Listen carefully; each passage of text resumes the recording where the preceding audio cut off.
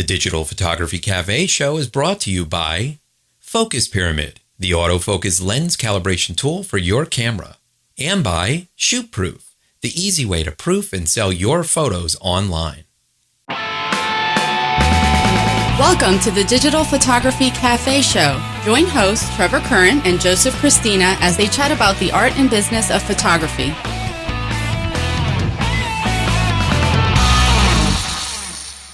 Hey everybody, welcome back to the show. This is episode 140. I'm Joseph Christina. On last week's episode, we answered the question, what's the best photo editing software? Looked at the brand new Olympus M10 and discussed the difference between a rolling shutter and a global shutter and how it affects your video. If you haven't watched last week's show, I encourage you to do so. You can find it at our website, digitalphotographycafe.com, in iTunes, listen with the popular Stitcher, TuneIn, and Xbox music apps, or watch in HD on TiVo. Sorry guys, we are back. Later, me and Trevor are going to talk about a really interesting topic. It's basically business relationships and the importance of becoming a partner and not just simply a vendor. How just critical that is. We have a really good conversation about that. But before we jump into that conversation, we're going to go ahead. I want to kind of look at some of the things that happened during the week.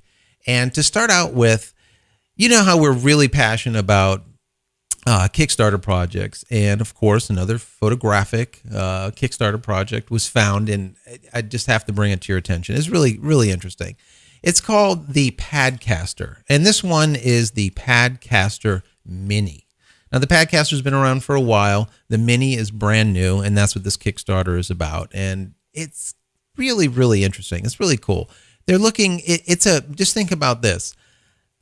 You have your iPad or your iPad Mini in this case, and a lot of people are taking video. And last week or the week before that, we were talking about how Apple really is pushing on this video and creation and talking about it, and how this product that they have really just moves creatives to a new level, being able to make shorts and like little movies and whatnot with it, and just capturing moments and then being able to edit it right on the iPad. It's really great.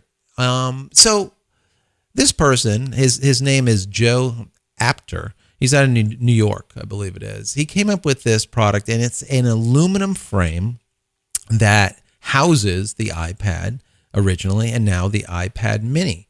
And what it has, just think about this. It's got the 1/4-20s as far as holes in it. It's got 3/8-16s on it, so that you can attach all kinds of stuff. You can attach lights to this. You can attach mics, any type of camera gear to this housing. Think about it as a shell. Like you would take your DSLR and stick it into a shell, a bracket, or maybe into a deep water type of rig. Well, that's what this kind of is. Your iPad or your iPad Mini in this case just snaps right into this neat shell. It's all aluminum.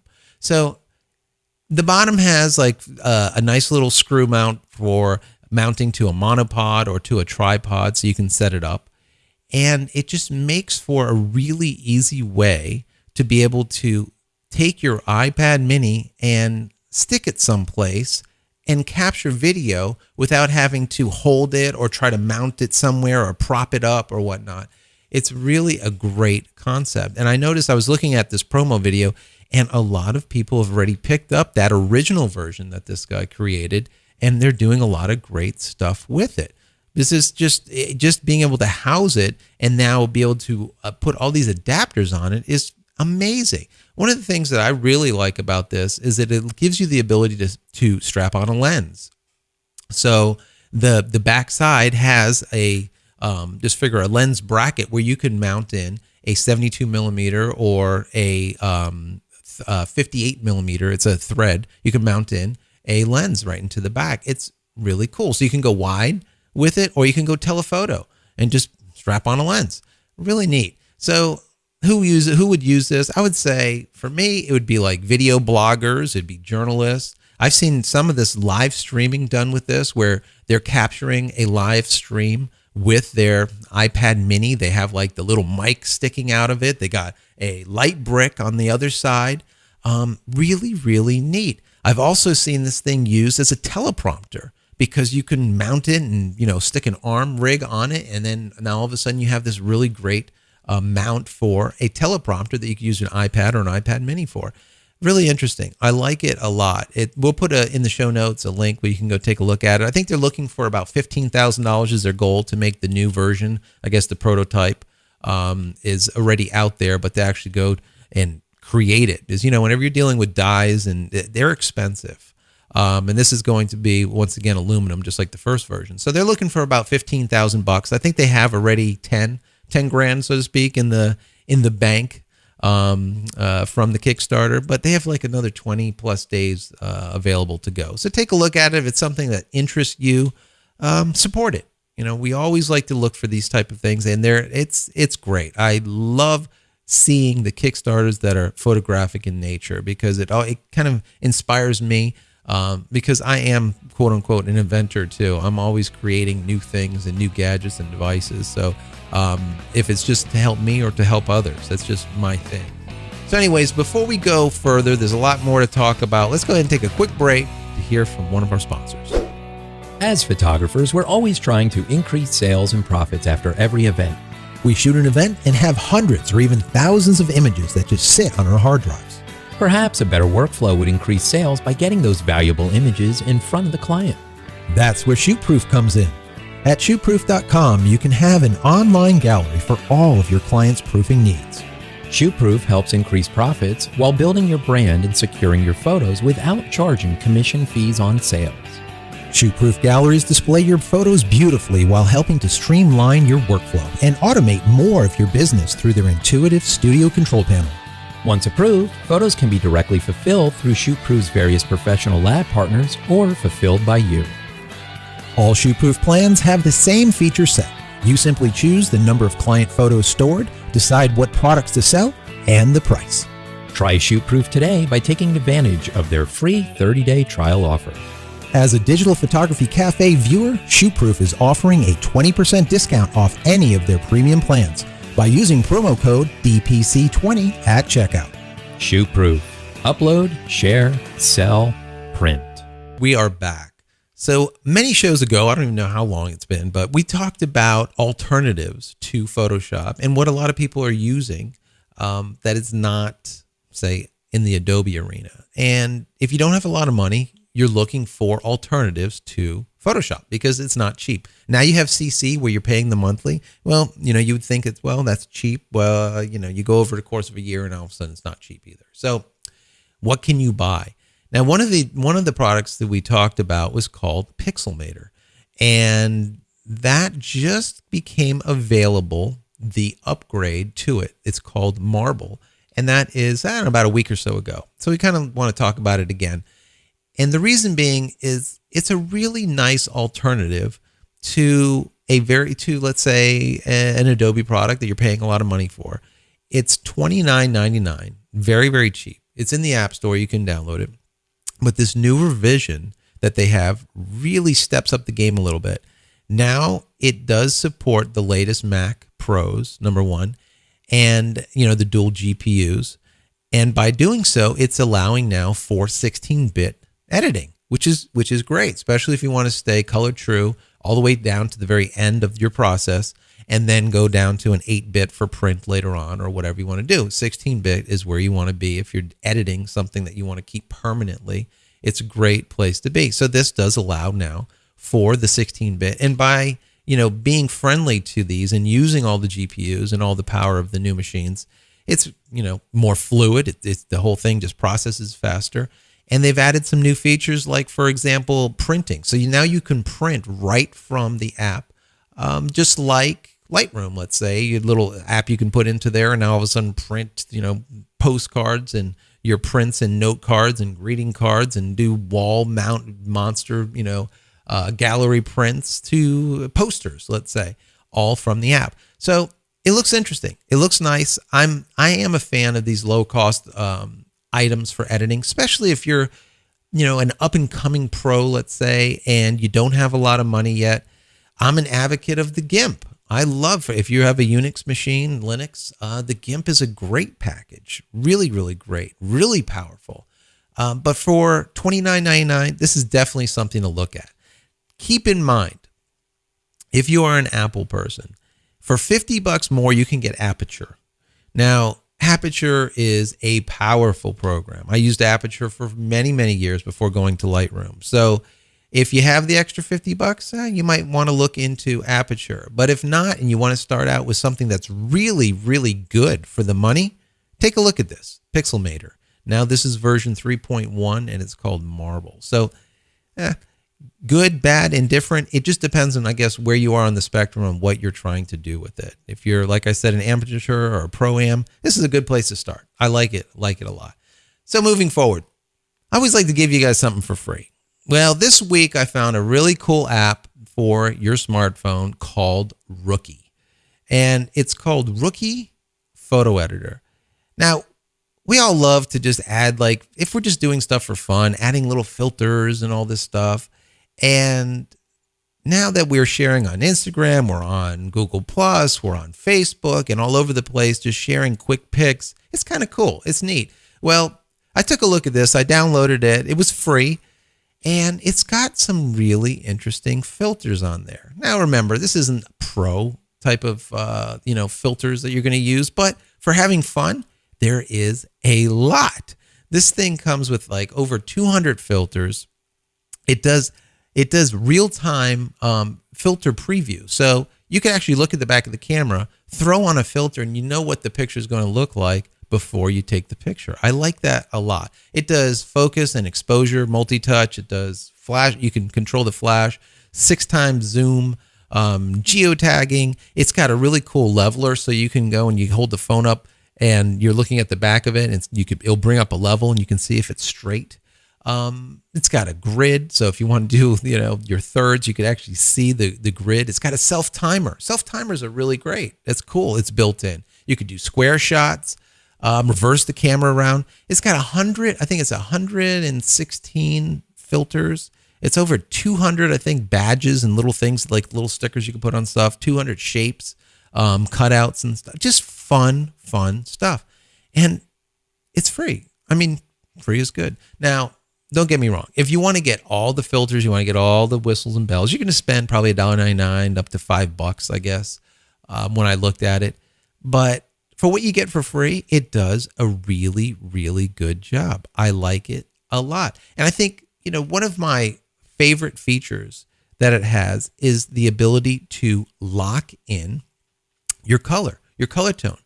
So if you want something that is, let's say, very yellowed and, dialed into that kind of old look, it will stay that way. You just simply hit lock, and now that color calibration will remain throughout any of the photos that you're taking, instead of the camera constantly trying to hunt and fix itself, so to speak. So that's really, really neat. So it gives you the ability to, undo and redo and then compare to your original, which is neat. And then finally, once you're all done, it has built into it sharing. You could share to Facebook, you could share to Instagram, Twitter, Flickr, on and on and on and on and on. So it's really cool. Take a look at it. It's free. Like I said, it's called Rookie. That's ROOKIE. Right now it's free. I don't know how long it's going to be free. It's a really neat kind of photo editor. It's by Jellybus Inc. So take a look. Kind of interesting. Anyways, now, normally I talk about what the week has kind of brought for myself, because I always like to share, as a professional photographer, what goes on in my quote unquote life as a pro photographer. Like many of you guys have listened to the show for a long time. I've been doing this for well in excess of 20 years. And I like to share with you what goes on because, maybe you get some tips and tricks from what I do over what the next guy does. Some of the stuff good, some of the stuff bad. Take it all with, a pound of salt. But so I would like to talk about it a little bit now before Trevor and I get into our conversation about business and business relationships and whatnot, because it kind of pertains. So this week I get a call from a past client. Now, this client I haven't worked with for well in excess of 3 years, because they moved from one nonprofit to another. And of course, when they move, they can't bring a lot of times their photographer. They have one that's already based there at that specific nonprofit. And that's simply it. You can't do anything about it. But the last time we worked together, we worked on a really big gala, and that was with Broadway Joe. I'm sure you guys are familiar with Broadway Joe, the Joe name. You flipped the coin the other week. Anyways, so we worked together back in, I think it was around 2009. Well, this new gala, this big gala is coming up with over 400 people in attendance, a lot of famous people. They have a really big, I'm not going to say who, but a really big singer that's going to be there. And it's at one of the venues local that I've talked about in the past that we'll leave unnamed for right now. That's huge.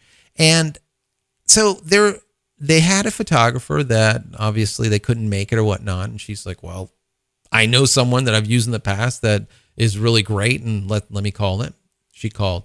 So it's an honor to always get those calls that someone is thinking about you that you've worked with in the past, because you know that you set yourself apart from the next guy. They're calling you.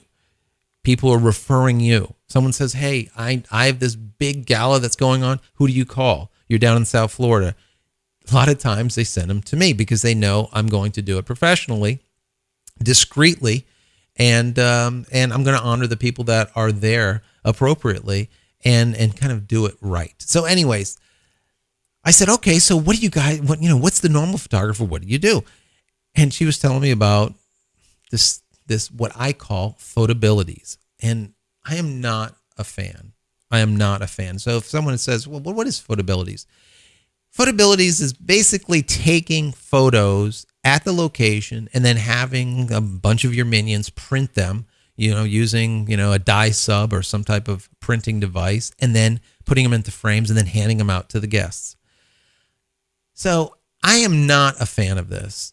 And, people come to me because I'm a straight shooter. They want my opinion, because I've done this forever and I've done hundreds of them. And I've worked with dignitaries. I've worked with the mayor and a lot of big people on a regular basis. So they know that I can do it. And what I suggest is usually of value. I'm more looking to help the client in comparison to, quote unquote, looking to help my bottom line or my wallet. And they know that I put them first. So I'm like, listen, you don't want to do this. This is great back in the 90s if you wanted to do this in the 90s for like a bar mitzvah. But if you're dealing with a red carpet, black tie gala, you don't want to be doing this photability thing, giving this, generic cheesy photograph for them to take with them, because most of the people, they don't want that. These are people, millionaires, upper scale people, famous people, actors, actresses, like I said, dignitaries. They don't want that. They don't need it or want it. And it just makes the entire event a little bit more, let's say, it dumbs it down. It makes it a little bit cheesier.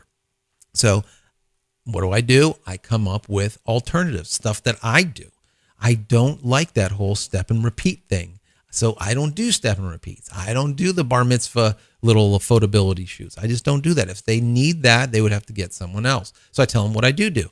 So what I do in these situations, and I'll kind of make it known to you guys. Maybe you can take on some of these things that might help you kind of stand apart from the next guy. So for me, like I said, I don't do step and repeats. But what I do is I do all of the coverage very professionally. I take all of the pictures, both in landscape and in portrait mode. Why do I do that? So that when the pictures go to press, let's say the magazine, they have both one landscape and portrait. They have one vertically and horizontally. So they have a good picture that they don't have to crop, that they can use immediately. They love that. That's why they love me for doing these things. That's just a small little tidbit that really will help out if you are going to press. If you have a PR agent that will take your photographs and now are going to be using in a magazine or on a TV program, or let's say in the newspaper, very important. Shoot them both ways. It only takes a split second. If you get a bracket, you shoot it horizontally, flip it, and shoot it vertically. Boom, it's done. They didn't even know that you clicked it twice. I mean, it's that quick. So you need to do that. So what I do in these situations, instead of giving them these horrible pictures that are printed, I give them a card. And on the card has a long number. That number is like a redemption code. They don't all use it. Some of them do. Some of them want the photos. Some don't.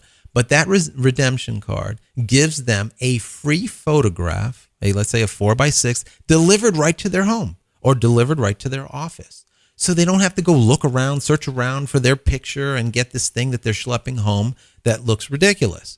So it gets delivered right to them. So you say, well, now you don't have a step and repeat. How do you get the sponsors involved with this? Now, well, they can very easily, the organization could tell the sponsor, listen, why don't you support this? And then when we send them off these photos, we'll put a little ad or a little promo piece or maybe your logo someplace inside that pack that we're mailing out anyways. That's a way that get your promotion, number one, and you're helping out the organization by paying for me to do this, print and send out a professionally printed photograph. It works out great because now the people that want the photograph, they get it, and they get a professionally printed one right to their house. It works out nice. So, like I said, that redemption code works once and that's it. After that, what's nice as a photographer like you or myself, you have an audience that is now looking at all the photographs. If they would like to get another one, maybe you shot a picture with the, let's say, famous singer that will be there with them. They're going to want that picture too. So now you have the ability to resell another 4x6 to them after the fact, even though you've given them one free, but now you can upsell and have, let's say, 8x10s, or who knows what people want. This is what ends up happening a lot of times on these galas. People want a lot of the pictures because they're all dressed up, they're having a great time, and they're schmoozing and rubbing shoulders with famous people, other famous people, or people that they really admire. So it works out great also for you being the photographer for upsells and to resell stuff. So once again, what I do here is a little bit different than the next guy, and it is what sets me apart and is what people like and that's why they come to me. Once again, they know that I'm going to handle it professionally. I'm going to be respectful for the people that are there. I really don't care who they are. And I never will go and resell a photograph to some agency someplace after the fact. They know that they can rely that there is that trust, let's say. They can rely on me for that trust. Especially if it's a private event. They'll come to me to go and shoot a private event because they know the photographs will only go to their PR agent and won't go trickling out the back door, so to speak, which happens a lot of times with photographers because they get, let's say, $1,500 to go and trickle a photograph out to one of the magazines. And, it just doesn't work well. They need to know that you are in their corner. Remember, that whole concept that Trevor and I are going to be talking about in just a moment, the idea of, business relationships, building business relationships, having that thought process where they look at you as a partner and less than a vendor. You don't want to be viewed as a vendor. You want to be viewed as that partner that will help out and help them, help their business, and not just your bottom line. That shouldn't be second. First and foremost is them and how you can help them make their organization or their gala or their event look bigger and better than ever so that more people will show up at the next year's event. And that's what I do for the organizations. And that's what they love me for. So anyways, hopefully some of those things help you out. Maybe you can use a couple of those tips and tricks as far as if you do events local to you. But going forward, we have a really interesting conversation. As soon as we come back from this next break, me and Trevor do talk about this whole idea, this whole concept about building this trust and the business relationships and the whole idea of being a partner and not just a vendor. So we'll be right back. Are you frustrated with slightly out of focus images when you know your autofocus spot was dead on? It's simply not your fault. From manufacturer to manufacturer and even lens copy to lens copy, there are slight variances to the exact spot where light is being focused onto the sensor. Finally, there's a product that allows you to compensate for those variances and make sharper images immediately. Focus Pyramid, the autofocus lens calibration tool, is an absolute must for every photographer. If you want to make the sharpest images possible, then you need to take control over your camera's focusing system. With the Focus Pyramid, you can calibrate all of your lenses on your lunch break. The Focus Pyramid makes lens calibration quick and easy at an affordable price. So give your lenses a new lease on life and take your photography to the next level. Head over to focuspyramid.com/DPC and get an additional 10% off just for being a show listener. All right, Joe, so we are back. And, this week I wanted to talk about, a business thing. We try and do that every week. And this week I kind of want to look at, about becoming a partner and not just a vendor to your clients, and really showing and proving to your clients your worth and really why they should be hiring you. Right. Over the next guy, right? Yeah, over the next guy. So really what it comes down to is you really need to take a vested interest in your prospect's business or their personal needs. I mean, it's not just a matter of doing a one-time job. You really want to understand what their goals are, understand their business, understand their needs so you can better serve them. And Absolutely. And that really is, going back to becoming more of a partner than a vendor. I mean, a vendor may just go in there, do what they're being asked, and get out and get paid. But when you become a partner and you take that vested interest and you're showing the client that you really do care about their business, they're going to care a little bit more about you. Absolutely. The idea of becoming a partner and, getting to know them, getting to know their business and helping them and providing, extremely poignant information based on their problems, their sticking points, their pain points to kind of help them out is very beneficial. And that it makes a customer for life and not a one-time thing, like you said, because we know how expensive it is to get a new client. It is very cheap to keep a client if you do it right. Yeah, that's right. I mean, because the fact is, a client will come to you, and now whether this be photography or other creative services, because again, a lot of our audience, they are getting involved in design and other areas. So this is kind of a creative industry type of approach that we're taking here. But, when you start talking to a client and you're answering their questions, you're making suggestions for ideas, things that they may not have even thought of, and this really helps to secure you in their eyes as, you're really worth the investment. You're worth the extra money maybe over the next guy. Yeah, they get to know, they know if you're putting in 110% or if you're just kind of skirting through it and just, okay, let's get this done and that's it. It's very easily seen. People can feel that. So you really, it's important, one of the other aspects, of course, is, for me, it's important to be likable because when a client is hiring out, especially commercial clients, they have many options. There's a lot of commercial photographers out there. Let's say if you're doing something on set and you're doing, you're working for a DP, director of photography, let's say on set for a movie or whatever, and you're doing a shoot for, let's say, for example, posters.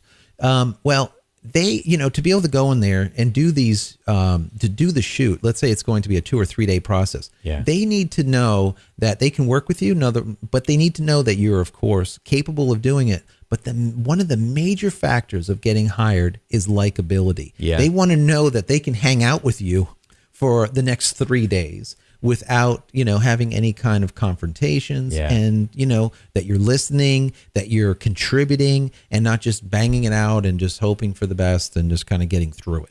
Well, that's right. It's your personality plays such an important factor here. I mean, if you're a curmudgeon and, and you're negative about everything, you know what, maybe you shouldn't be in a public service business. You don't want to be on the other end of the phone of that tech support over there, Nobody wants to deal with somebody like that. They want happy, upbeat, not fake people. I mean, not everybody's always happy all the time, but you need to be upbeat. You need to have that likable personality that people can connect with. Maybe you're not going to hang out with them on a regular basis. You're not necessarily going to become buddies, but while you're with that person, you want that experience to be the best that it can be. And that really is on you as the partner, as this person coming in here to perform these services for them. It's on you to take that initiative because the client may not. It's not their job to be likable. It's your job to be likable. So. Exactly. Yeah, no, absolutely. I like the term partner, instead of a vendor. It makes sense. But kind of boil down the partnership, by you going in there and actually giving them suggestions that they might never have thought of, Yep.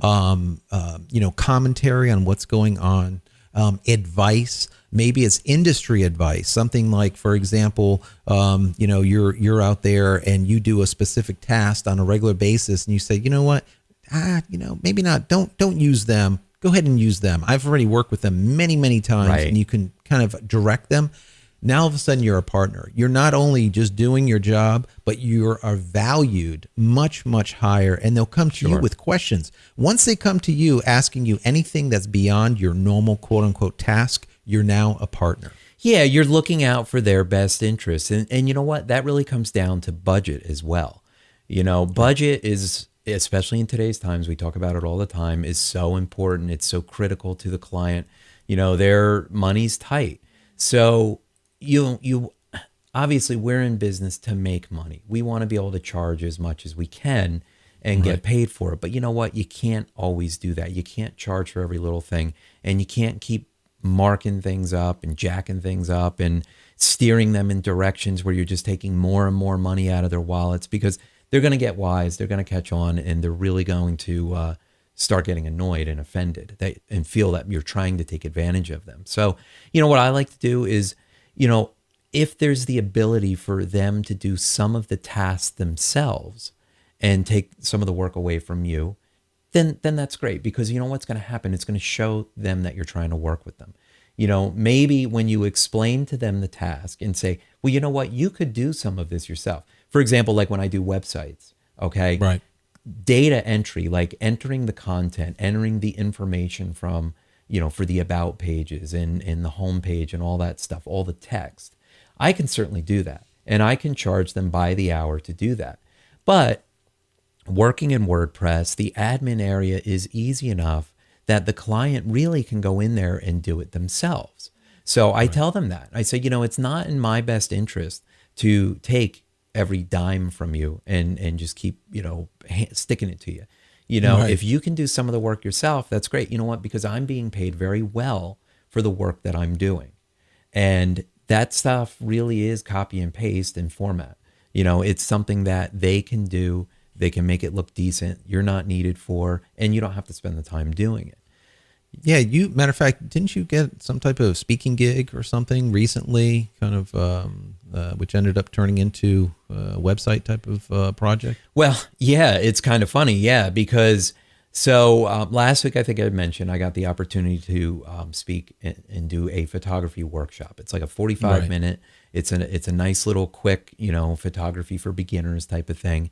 But in doing so, working with the contact person at this facility, just having conversation with them through email and stuff. Kind of one thing led to another, and at the end of one of my emails, I said, well, you know what? If there's anything else I can help you out with, please let me know. And and it's funny. She replies back and she says, well, a matter of fact, I'm working on this new project, and part of the project is a website. And well, there you go. So now if I didn't make that initiative, if I didn't really take that interest in what they were doing, offer my services to them, I never would have found out about this website opportunity. Right. Kind of to parlay that into something that we do over here that helps out. Now, if you listen to the show for a while, I'm a commercial photographer. I do a lot of models and actors. And sometimes we'll get parents that call in and say, listen, I want Johnny or Susie to be a model and blah, blah, blah. And, so instead of just saying, okay, come on in, this is how much it is, this is what we're going to do, blah, blah, blah. What I normally will do is I'll have a little conversation with them and ask what they're, looking to get out of it. What are they, what is the goals? What, how much time per week do they have to do it? Right. And basically, not, I would say, I address some of their pain points, some of the stuff that they are just unsure of. I say, okay, so this is what it is. Now, many times they'll say, hey, do you know an agent or an agency to use? I will never, ever give out an agent or an agency to any of the clients. And the reason I do that is because you just never know when an agency will go under or, change of ownership. This has happened in the past. I've been doing this for 20 plus years. And then all of a sudden the agency that you say is great, all of a sudden ends up really bad. doing stuff that you would not support ever. Right. And now all of a sudden you are, kind of in a position that you recommended them and now it makes you look bad. So, Right. but, I might say, listen, take those photographs, do headshots, maybe don't do a comp card. Once you have those headshots, send it out to, let's say, 75-mile radius to the different agencies, see what happens. Don't sign in the first 6 months because, if your daughter or your son really looks great, they're going to want to sign you right away. Right. Test out your options. And then, once that's all done, maybe then you might want to do a comp card if that's what needs to be. And then finally, maybe a portfolio. Most other, most of the people out there, they'll immediately try to ramp them up into like a $2,000 portfolio that they'll never use. And it's just a waste of money. So what happens is they look at me as giving them, once again, as a partner, information that they can use that will help them not only save money, but it gives them knowledge of the business that I have, gleaned over the many years. Right. And they feel like they can trust me, which they can. So that's the difference. That's what sets me apart. Like you were talking about with you, by giving them all of that quality information, they look at you like more than just the worker or someone to just, do the task. They view you as a partner. So that's very, very important. Yeah, absolutely it is. And you know what? I mean, a lot of the things that we're talking about here, we're basing on our years and years of experience in the business. Right. If you're an emerging pro, if you're just starting out, if you're an advanced shooter and you want to kind of just get into the business or what have you, you may not have this experience to pull from. Now, that's okay. Everybody's got to start somewhere, right? So, Absolutely. that's where you take it to the next level. Maybe you can't offer them all these different suggestions. Maybe you can't answer all of their questions. I mean, you certainly want to try. But what you can do is provide, exceptional customer service. Right. And you can make your product the best quality that it can be.